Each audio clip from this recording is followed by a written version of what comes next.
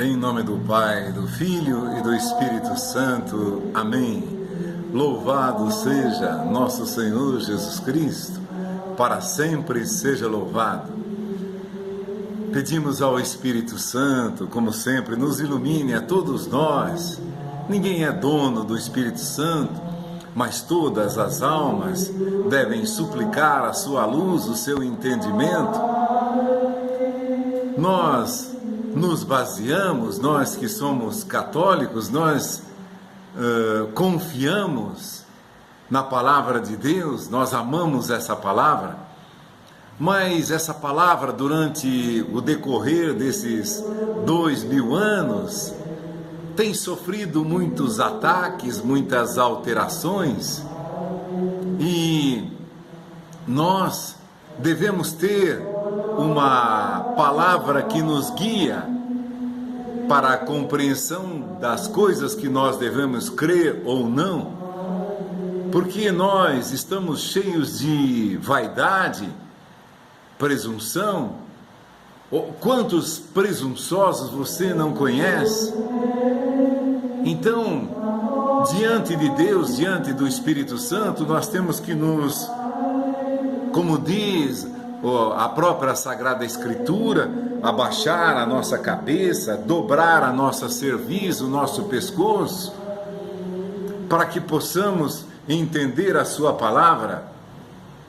Interessante que nós cremos nessa palavra, como a igreja ensina, como a igreja ensinou desde lá os primórdios. Por quê? Porque Jesus, ao convocar os seus discípulos, os seus apóstolos, claro, ele foi ensinando, mas você viu lá em São João que chegou um determinado momento, alguns dos discípulos, ou a imensa maioria dos discípulos, ou abandonou, porque diziam: essa palavra é muito dura para nós, quem a pode ouvir?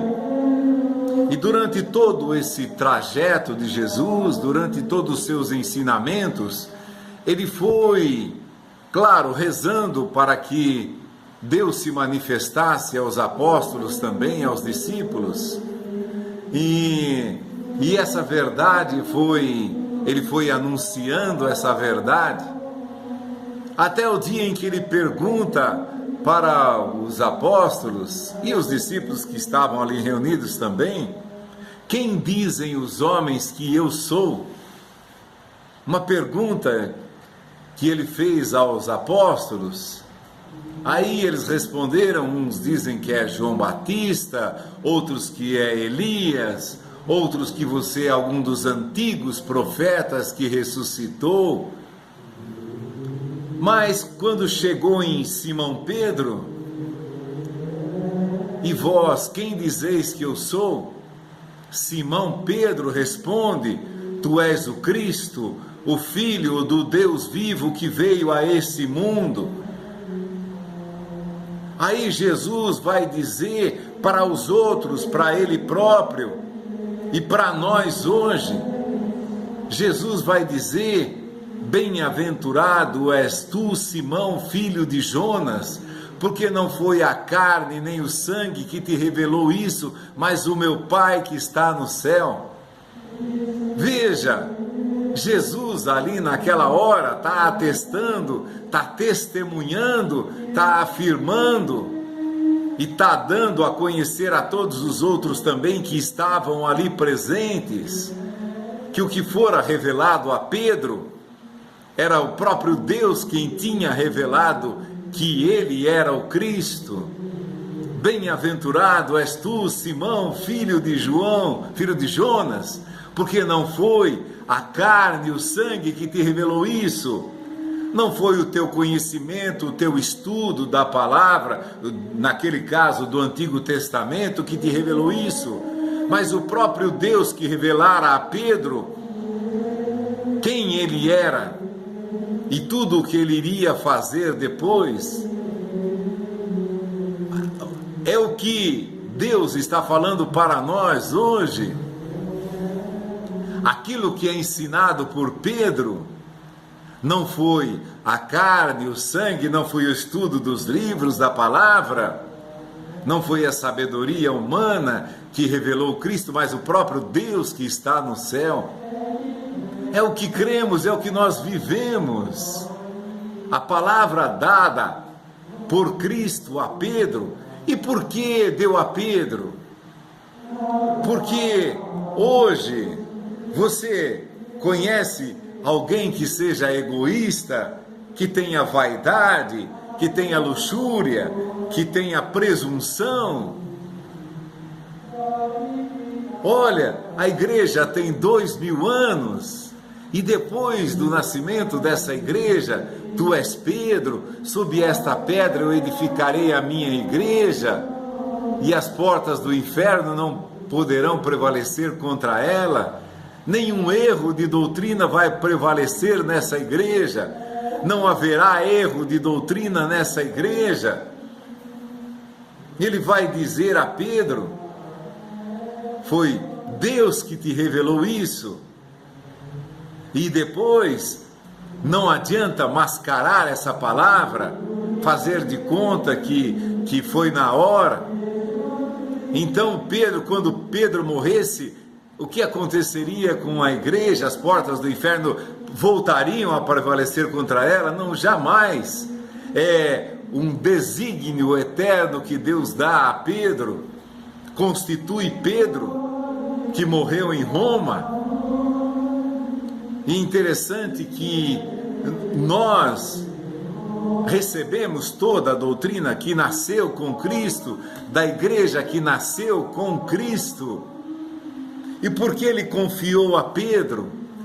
Porque Pedro não estava estudando quem era Jesus, como era Jesus, o que Jesus iria fazer, como ele iria se manifestar.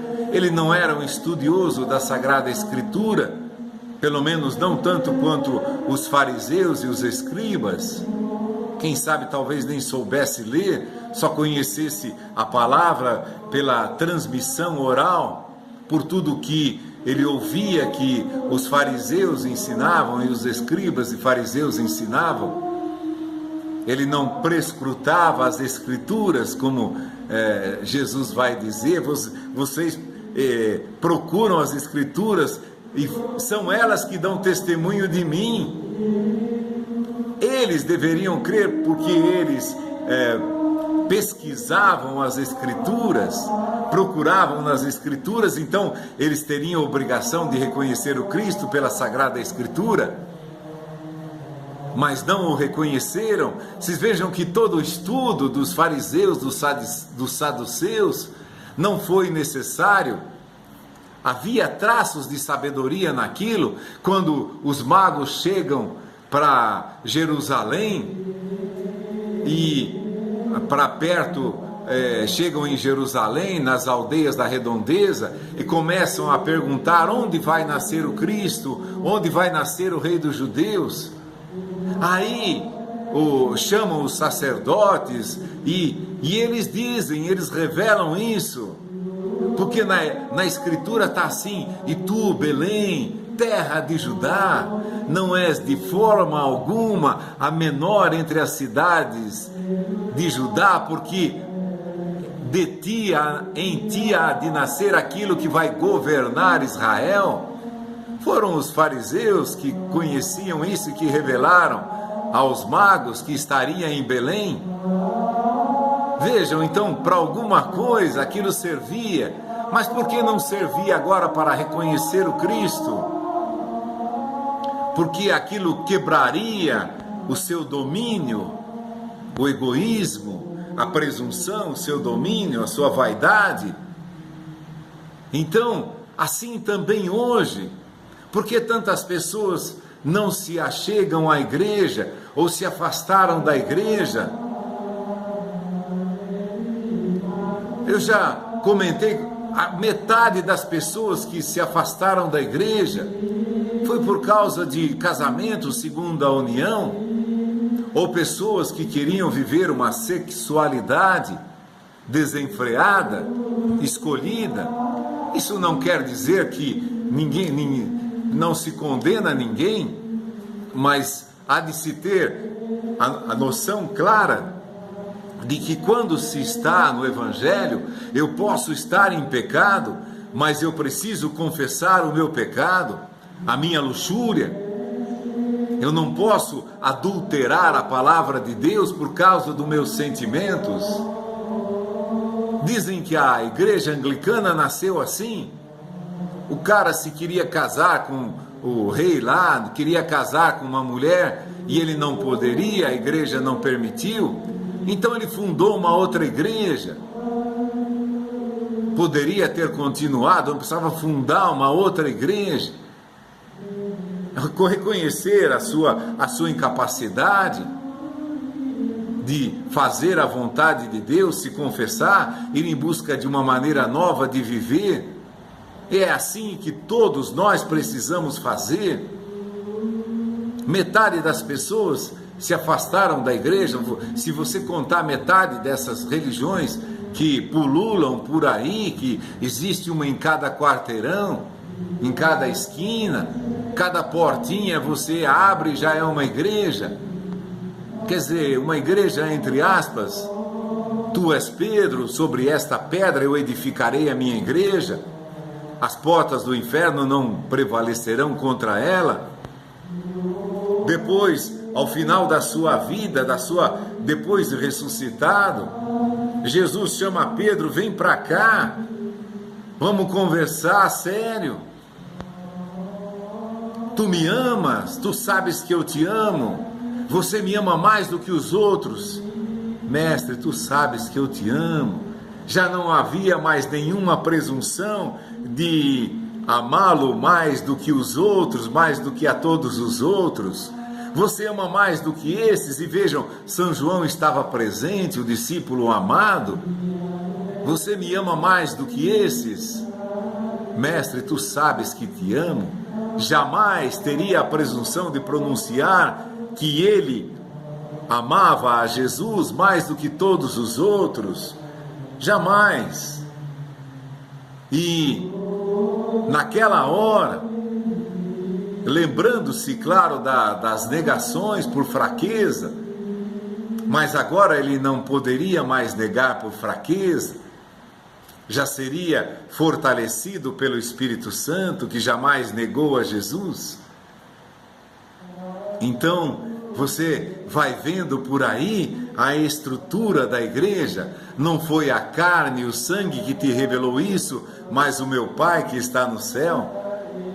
Jesus sabia, agora ali, depois de ressurreto, conversando com Pedro, sabia agora que Pedro jamais o negaria, que ele não adulteraria, que ele não mudaria nenhuma palavra que Jesus lhe tinha ensinado, porque já não tinha mais medo de nada, fora fortalecido pelo Espírito Santo, reconhecer o seu pecado, a sua negação, medo do sofrimento, não foi medo da morte. Pedro não tinha medo de morrer, medo do sofrimento. O que aconteceu quando os soldados dos fariseus, dos sumos sacerdotes, foram no horto prender Jesus?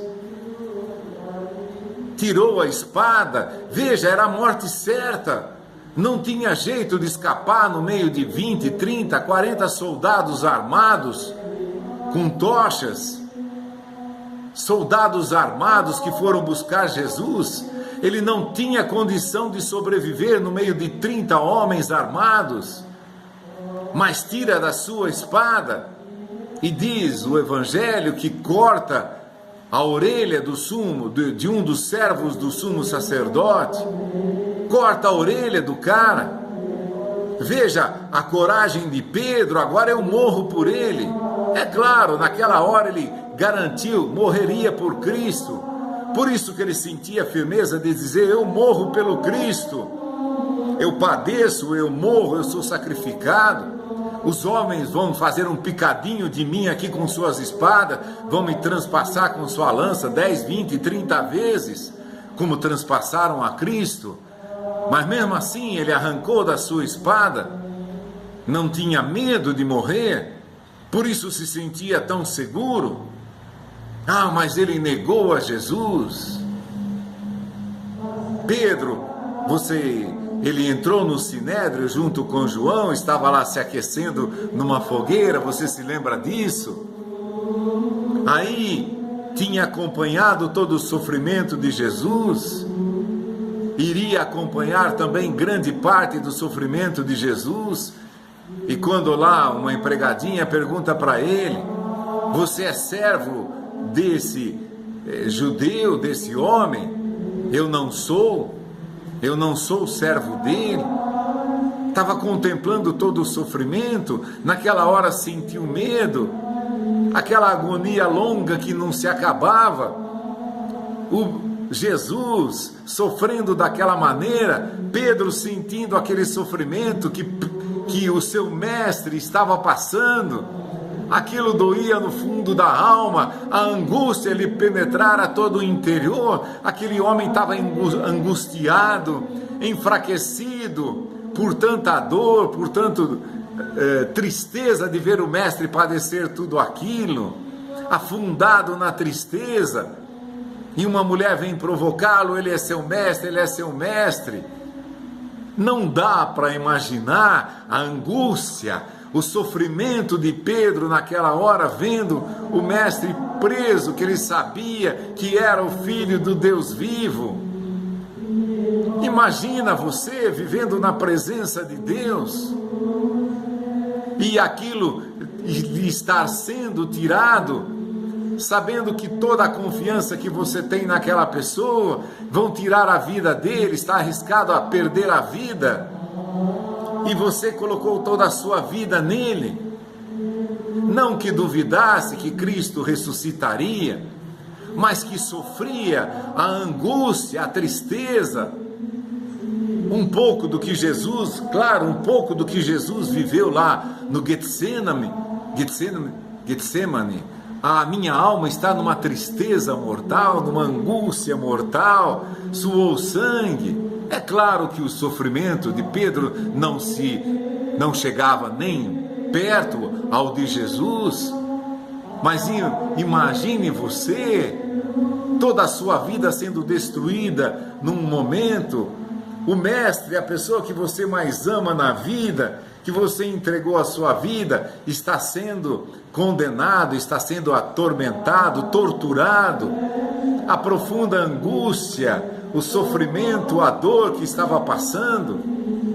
Quantas pessoas numa hora de grande sofrimento, de grande angústia, de grande sofrimento, seja ele física e espiritual, reclamam contra Deus: eu quereria morrer, eu quereria que não ter existido.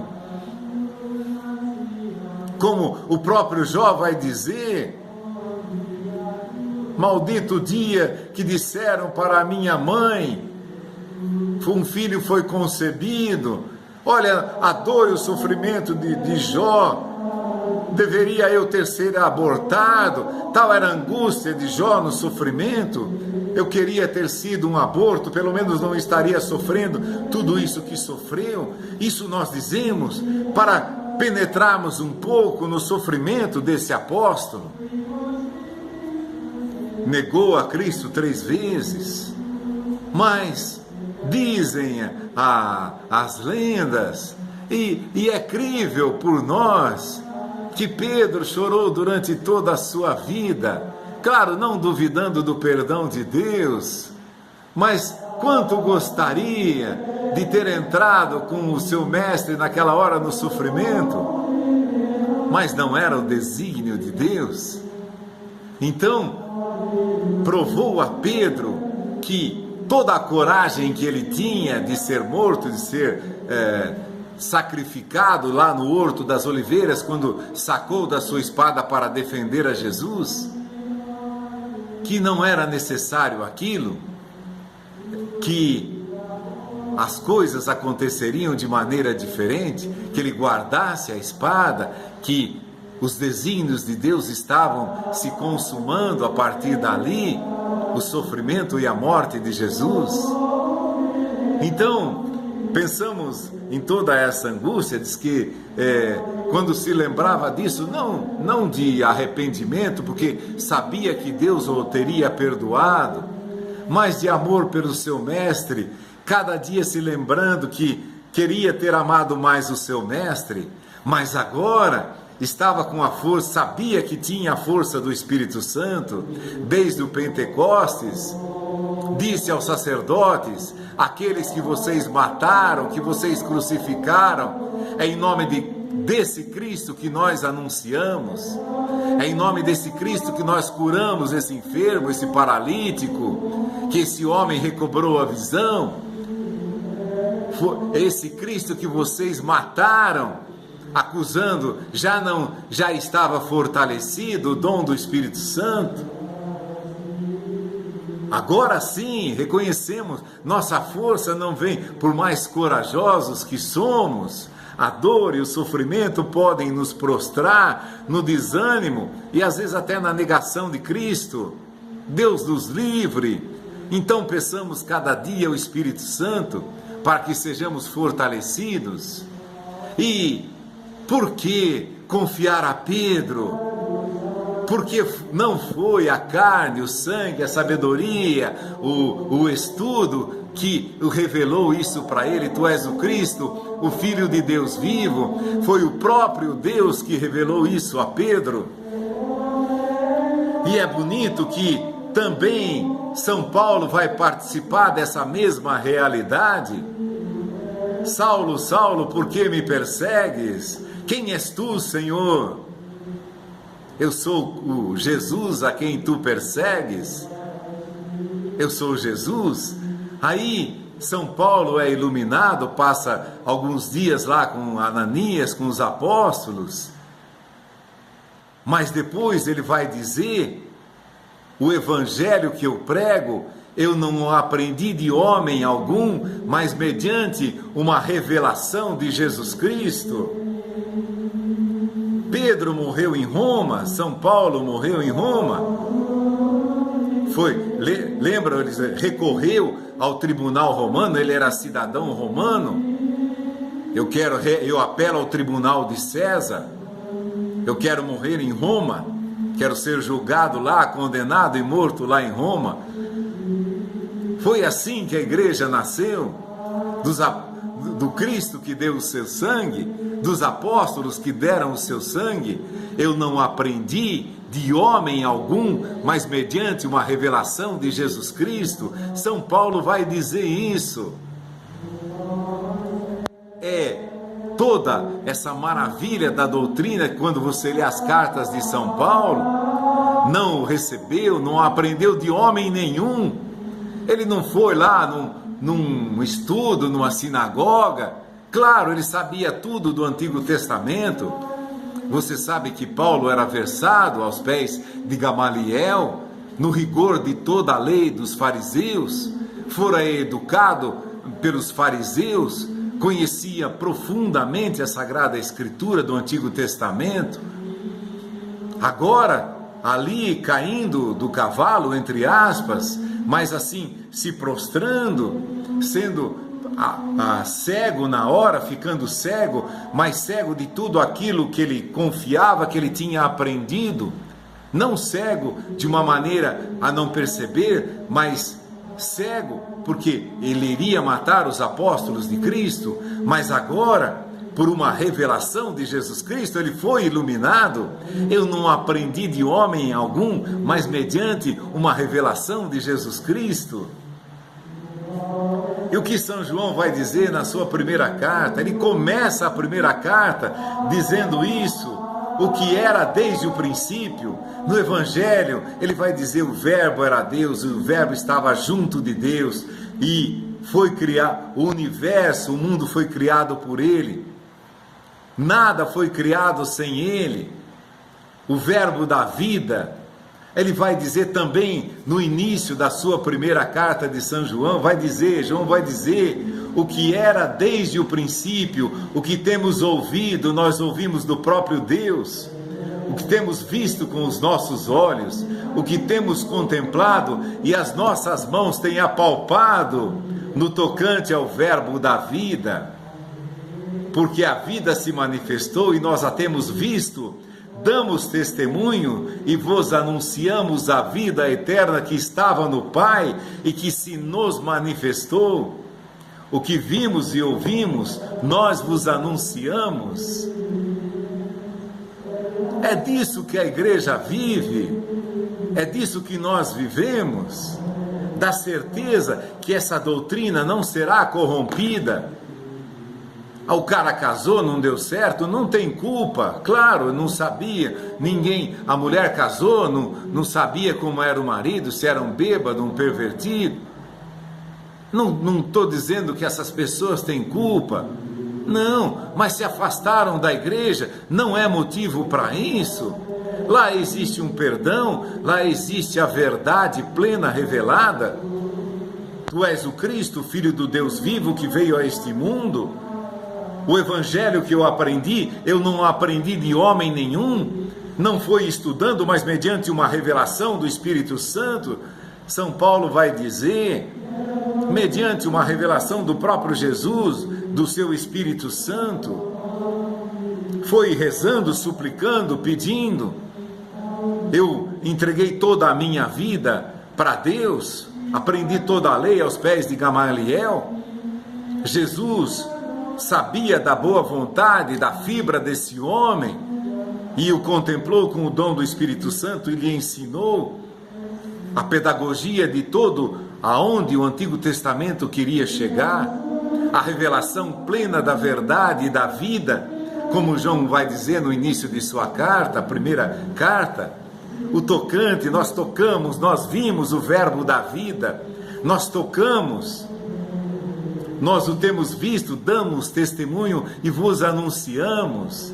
É nessa igreja que nós vivemos, que nós sabemos, nós cremos que a verdade não há, as portas do inferno, da mentira, jamais prevalecerão contra ela, nem um só J, nem um só tio dessa letra será tirado. Ninguém vai adulterar o evangelho por presunção. Quantos presunçosos, a pessoa nasceu outro dia, eu descobri aquilo. Quantas pessoas na antiguidade, no ano 1000, no ano 1500, no ano 2000, foram, nossa, eu descobri uma coisa nova aqui, o evangelho, olha, ele é muito duro para nós. Vamos inventar então, vamos inventar uma coisa que ele fica facinho para nós. Vamos inventar um negócio assim, nós temos muitas vidas para nos aperfeiçoarmos, porque isso é muito duro para nós. Não é o que aqueles discípulos falaram para Jesus, isso é muito duro de ser ouvido, nós vamos embora. E Pedro vai dizer, só tu tens palavras de vida eterna. Eu não vou inventar mais 2, 3 vidas, mais 1000 vidas, para justificar a minha má vontade em compreender, em viver aquilo que Cristo pede de mim. Se você precisa da luz, peça ao Espírito Santo. Nós pedimos todos os dias, Espírito Santo vem sobre nós. Toda a igreja no mundo em todo suplica por todos os bispos, suplica pelo Papa, o mundo inteiro suplicando o Espírito Santo para uma pessoa. Quantas pessoas suplicam o Espírito Santo por você, para que as portas do inferno não prevaleçam sobre esta igreja, fundada por Cristo? Tu és Pedro, sob esta pedra edificarei a minha igreja. Uma instituição humana institui aqui nesse mundo a igreja, para continuar a sua missão, anunciar com fidelidade o seu evangelho, sem ficar inventando coisas, inventando vidas, inventando procedimentos, inventando espíritos que sobe, que desce, que vem falar isso, que vem falar aquilo. Você viu a parábola do rico e Lázaro? Ninguém desce, ninguém sobe, só o Cristo, o Filho de Deus que desceu do céu para nos ensinar a verdadeira doutrina. Ele desceu só o Filho conhece o Pai, e aquele a quem o Filho quiser revelá-lo. Peçamos a Deus, o Espírito Santo, a sua luz, para que compreendamos e amamos cada vez mais essa doutrina pura, limpa, que Deus nos quer revelar, que o Espírito Santo ilumine a todos nós. Em nome do Pai, do Filho e do Espírito Santo. Amém. Louvado seja nosso Senhor Jesus Cristo, para sempre seja louvado.